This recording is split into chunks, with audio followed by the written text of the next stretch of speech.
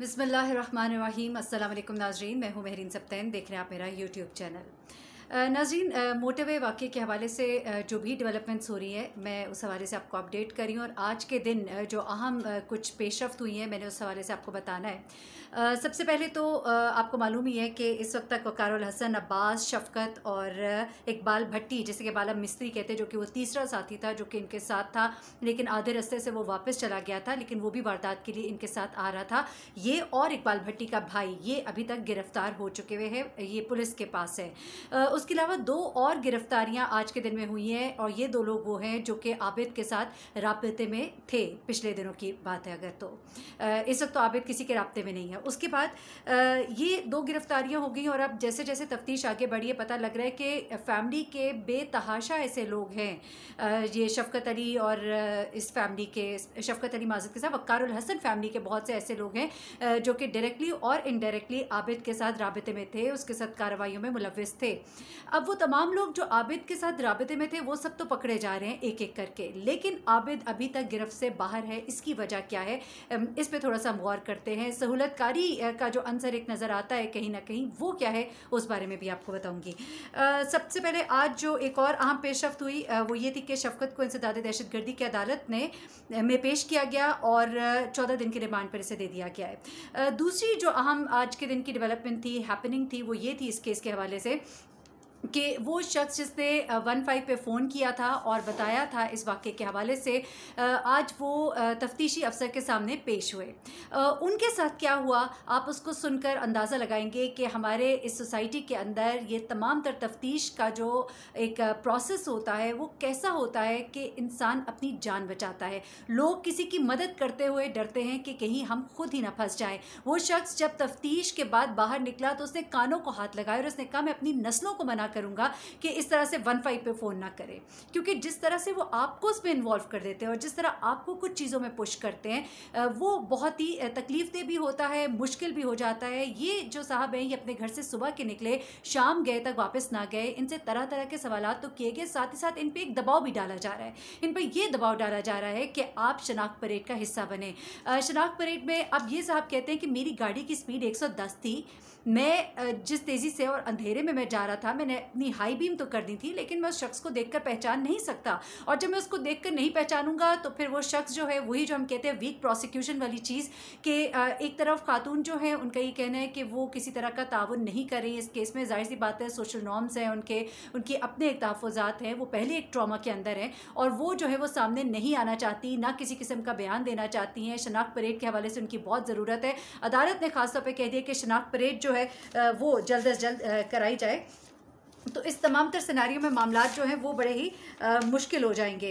अब अदालत की तरफ से कहा गया कि शनाख्त परेड कराई जाए और शनाख्त परेड के लिए अब एनी शाहिद को जो है वो पुश किया जा रहा है कि आप जो है आप इनकी शनाख्त करेंगे और आपने शनाख्त परेड में शामिल होना है। ऐसे में और भी बहुत सी चीज़ें हैं जो आज उनके साथ हुई, जो उनके साथ रवैया रहा सारा दिन इन्वेस्टिगेशन ऑफिसर के साथ जिस तरह से वो रहे, तो उन्होंने अपने कानों को हाथ लगा लिया। इन्वेस्टिगेशन का प्रोसेस एक ऐसे शख्स के लिए जो आपको मदद दे रहा हो, ऐसा हो तो फिर मदद करने के लिए कौन आएगा। अच्छा, अब आगे चलते हैं। उसके बाद नेक्स्ट जो चीज़ होती है वो क्या है, वो कुछ पार्लियामेंट के अंदर कुछ बातें आज हुई, कुछ कल हुई, वो तो मैं आपको आखिर में बताऊंगी, लेकिन एक बहुत ही अहम चीज़ जो मैंने आपको बतानी है वो बात क्या है। कुछ ऐसी चीज़ें, इस बात को मैंने अपनी पहली वीडियो से उठाया है और अब इसके हवाले से एक बहुत ही ख़ास बात सामने आई है। इस खातून ने इन्होंने सबसे पहले फ़ोन किया था 130 को। 130 पे इन्होंने फ़ोन करके अपने बारे में बताया, मैं बच्चों के साथ हूँ, मेरा पेट्रोल ख़त्म हो गया है। उन्होंने इनका राब्ता FWO से कराया। उन्होंने फिर इनको एक नंबर दिया और कहा इस नंबर पे राबिता करें। उन्होंने इस नंबर पे राबिता किया और उस नंबर पे अपनी लोकेशन भी दी उनके कहने पर। इनसे जब पूछा गया कि आपको कितना एक पेट्रोल चाहिए होगा, तो उन्होंने कहा कि मुझे 1000 रुपये का पेट्रोल चाहिए। और इससे पहले भी जब वो टोल से आ रही थी तो वहाँ पर भी इन्होंने पूछा कि यहाँ से पेट्रोल पंप कितने दूर है। एक और शख्स जो ट्रक पे था, वो जो क्रॉस करके इनकी तरफ आया गाड़ी की तरफ, उसने झांकने की कोशिश की, अंदाज़ा लगाने की कि अंदर कितने लोग हैं। ये तमाम तर लोग जो हैं ये तफ्तीश के दायरे में आने चाहिए, लेकिन सबसे अहम सवाल ये है कि अभी तक तफ्तीश के अंदर 15 और 130 का जो अमला है उसे क्यों नहीं लाया गया।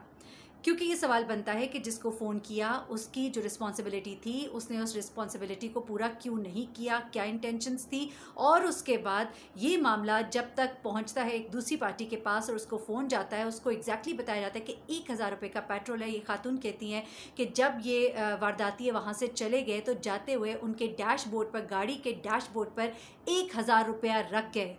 किस लिए रख गए? 2 क्यों नहीं, 500 क्यों नहीं, 100 क्यों नहीं, और रखा ही क्यों? सवाल यहाँ पे ये बहुत बड़ा पैदा होता है और इसके ऊपर अभी तक इस पहलू पर तफ्तीश नहीं हुई। फोकस है एनी शाहिदी कुछ कह दे, खातूनी कुछ कह दे और सिर्फ ये लोग जो है इनकी एग्जीक्यूशन हो जाए, बस बात ख़त्म हो जाए। अब आबिद बॉक्सर जो हैं उनसे अभी इंटरव्यू हुआ हालिया, अभी आज ही के दिन मुबशिर लुकमान साहब ने इंटरव्यू किया तो आबिद बॉक्सर ने कहा कि ये लोग तो रिहा हो जाएंगे। वीक प्रोसिक्यूशन, अदालत में कोई भी जो इस तरह का वाक़या होता है, ख़ातून जो है सामने आने से डरती हैं। ये जो शख्स है ये पहले भी इस तरह के वाक़े में छूट चुका है। लोगों ने बाहरी कोर्ट से मामलात उन गरीबों के साथ सेटल कर लिए। मैंने आपको पूरा वाक़या बताया था। तो फिर ऐसे में ये दोबारा से क्या नहीं कर सकते? वो खातून सामने आना नहीं चाहती। एनी शाहिद जो है वो कहते हैं कि मैं नहीं बता सकता कि कौन था, मुझसे अगर ज़बरदस्ती कहलवा लें तो एक और बात है। प्रोसिक्यूशन तो आपकी वीक हो गई। जब प्रोसिक्यूशन वीक हो गई तो ये बंदा जो है जिसे आप पकड़ेंगे ये तो दोबारा फिर रिहा हो जाएगा, फिर दोबारा से ये दंदा नाता फिरेगा। तो आप वो जुडिशल, एक्स्ट्रा जुडिशल जो किलिंग होती है उसकी एक और बात है, वो चले वो एक और मामला है। इस वक्त बड़े सख्त इसके ऊपर चेक एंड कंट्रोल है, सुप्रीम कोर्ट भी इसको ऊपर से मॉनिटर कर रही है सारे केस को। लेकिन मामलात वही हैं कि हमारी जब प्रोसिक्यूशन वीक हो जाती है तो फिर मुजरिम जो है वो छुट जाता है और फिर वो दोबारा वही हरकतें करता है। इसे दोबारा किया, फिर किया, 2013 से ये मुसलसल ये हरकतें कर रहा है। पकड़ में आज आया है, बल्कि अभी तक तो आबिद तो आया ही नहीं है। उससे जुड़े हुए अलबत्ता दूसरे लोग आ गए। इस पर भी बड़ा क्वेश्चन मार्क है कि ऐसा क्यों है कि वो काबू में नहीं आ रहा, बाकी सारे लोग जो हैं वो पकड़े जा रहे हैं। इसके बाद ये तमाम तो वो चीज़ें कि अभी केस जो है ये बड़े वीक पैराए में खड़ा है और इसमें बहुत से अभी लूप होल्स हैं। अब असेंबली के फ्लोर पे क्या होता है? हाइट ऑफ इनसेंसिटिविटी देखिए। सीसीपीओ साहब के एक बयान के ऊपर पूरा जाहिर सी बात है हम सब बड़े तकलीफ़ में हैं और पूरे मुल्क में आवाज़ उठाई गई। अपोजिशन ने बड़ी बातें की और अपोजिशन तो खूब ज़ोरों शोर से सीसीपीओ को हटाया जाए कह रहे हैं। लेकिन आज आप सुने कि शहबाज शरीफ साहब ने क्या कहा। शहबाज शरीफ साहब जब ऑन फ्लोर ऑफ हाउस बात कर रहे हैं और वो बता रहे हैं तो आप उनका जुमला सुनिएगा। वो कहते हैं ये मोटरवे जिस पर ये वाक़या हुआ अल्हम्दुलिल्लाह अल्हम्दुलिल्लाह ये नवाज शरीफ साहब की बनाई हुई है। आप अंदाज़ा लगाइए ये क्या अंदाज़े गुफ्तगू है, ये क्या बात की जा रही है, किसके साथ जोड़ी जा रही है। बहुत से और मौक़े आपको मिले, हर जगह आप खड़े होकर मोटरवे की तारीफ़ करते हैं, लेकिन ये मोटरवे जहाँ पर ये वाक़या पेश आया अल्हम्दुलिल्लाह ये नवाज शरीफ साहब की बनाई हुई। अपने लफ्ज़ों पर गौर कीजिए। आप कौम की तर्जुमानी कर रहे हैं, आप ये तर्जुमानी कर रहे हैं।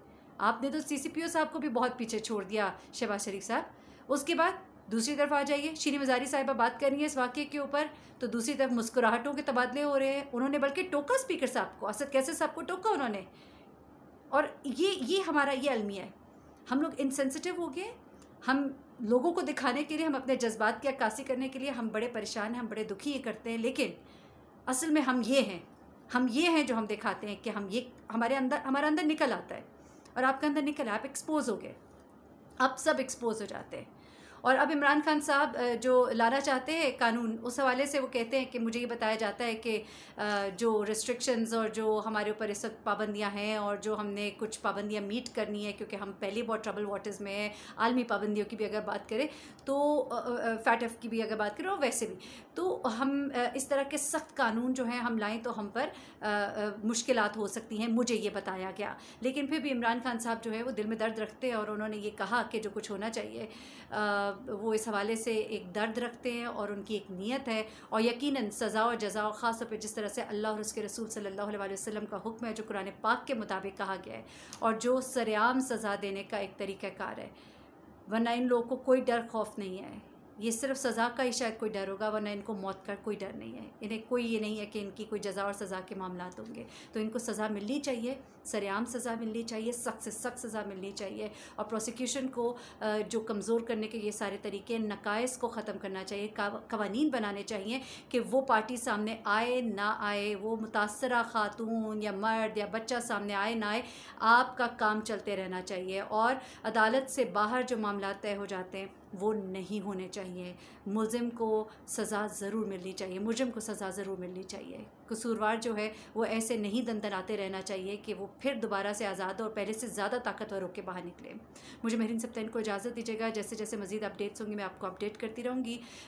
और आबिद के हवाले से मैं आपको ज़रूर बता दूँ कि अभी तक वो पकड़ा नहीं गया है। कल तक हमें ये बताया जा रहा था कि हम उसके बहुत करीब पहुँच गए, हम किसी भी वक्त उसको पकड़ लेंगे, लेकिन ये सारा सिर्फ आई वॉश था। अभी तक आबिद का सुराग नहीं मिला है।